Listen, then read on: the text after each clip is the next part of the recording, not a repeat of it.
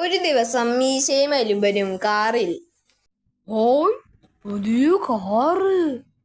Home, ഇത് പഴയതാടാ, കണ്ടാൽ അറിയില്ലേ?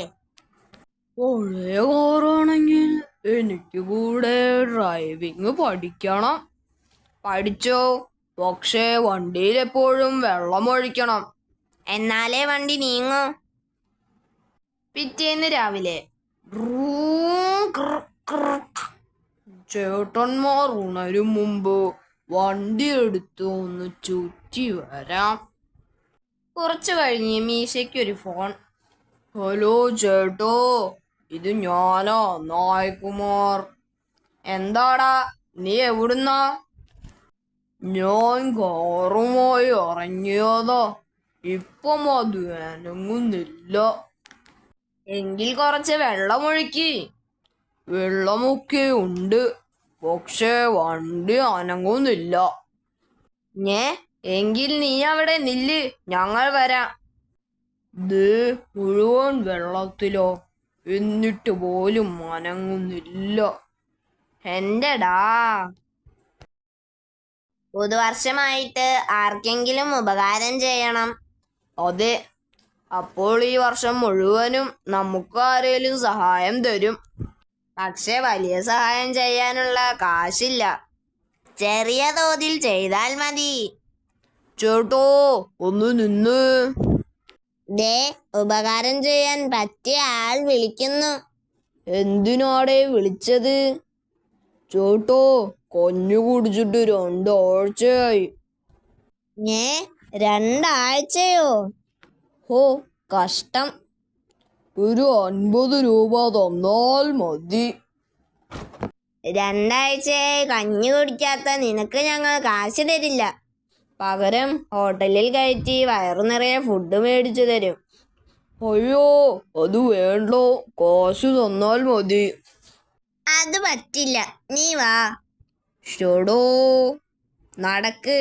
ന്യൂ ഇയർ ആയിട്ട് ആർക്കെങ്കിലും ഉപകാരം ചെയ്യണമെന്നത് ഞങ്ങളുടെ പ്രതിജ്ഞയാ. ഹോട്ടലിൽ കയറി കഴിച്ചുകൊണ്ടിരിക്കുമ്പോൾ, നീയല്ലേ കുറച്ചു മുൻപ് പൊറോട്ടയും ബീഫും കഴിച്ചത്? അതീ ചേട്ടന്മാർ നിർബന്ധിച്ചിട്ടോ. ഹിഹി. അപ്പോ നീ കഞ്ഞി കുടിച്ചിട്ട് 2 ആഴ്ചയായെന്ന് പറഞ്ഞതോ? പറഞ്ഞത് സത്യമോ? എല്ലാ ദിവസവും രാവിലെ പൊറോട്ടയും ബീഫും, ഉച്ചയ്ക്ക് ബിരിയാണിയും, രാത്രി തട്ടുദോശയും കഴിക്കുന്നത് കൊണ്ട് കഞ്ഞി കുടിക്കാൻ ടൈം കിട്ടാറില്ല. ആശാനെ, പെട്രോളിന് വില കൂടി, 110 രൂപയെന്ന്. ഹോ, എങ്കിലിനി എല്ലാത്തിനും വില കൂടും. ഓടി, ദേ പച്ചക്കറി, പലചരക്ക്, കരണ്ട് എല്ലാത്തിനും വില കൂടിയിട്ടുണ്ട്. അപ്പോ ഇനി ലാവിഷായി ജീവിക്കാമെന്ന് കരുതണ്ട. ഡേയ് നായകുമാറേ, ഇനി മുതൽ പച്ചക്കറിയൊന്നും വാങ്ങണ്ട. ഹോ, എങ്കിൽ ഫുൾ ടൈം ചിക്കനാക്കാം. ഒന്ന് പോടാ. പറമ്പിന്ന് ചീരയും ചേമ്പിലെയും മുരിങ്ങയിലെയും പറിച്ച് കറി വെച്ചാൽ മതി. പിന്നെ ചോറ് ഒരു നേരം മതി. രാവിലെ രാത്രിയും കഞ്ഞി, അരി കുറച്ചിട്ടാ മതി. ഓ, ഇതിലും ഭേദം ഫുൾ ടൈം കഞ്ഞിയായി ജീവിക്കുന്നതാ. രാത്രിയായപ്പോൾ, ലൈറ്റൊക്കെ ഓഫാക്ക്, മെഴുകുതിരി മതി.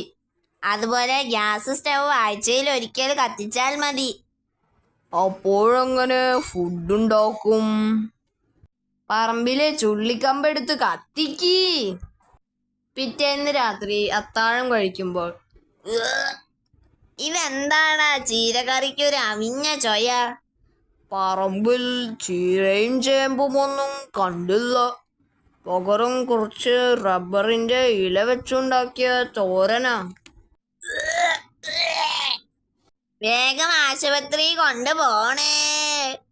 അത് വേണ്ട, ഞാൻ പോയി ഡോക്ടറെ വിളിക്കാം.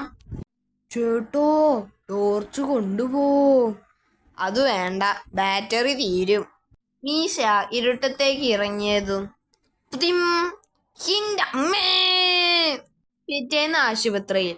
എലുമ്പന്റെ ഫുഡ് പോയ്സണിങ് മാറാൻ 1 ആഴ്ച മരുന്ന് കഴിക്കണം. മീശ നടക്കണേൽ 1 മാസം പിടിക്കും. എന്തു പറ്റിയോടെ? ചെലവ് ചുരുക്കി ജീവിച്ചതോ. ബില്ല് 10,000 രൂപയായി. ഉടൻ തന്നെ അടയ്ക്കണം. ഇതിലും ഭേദം റബ്ബറിന്റെ ഇല തിന്ന് ചാവുന്നതായിരുന്നു.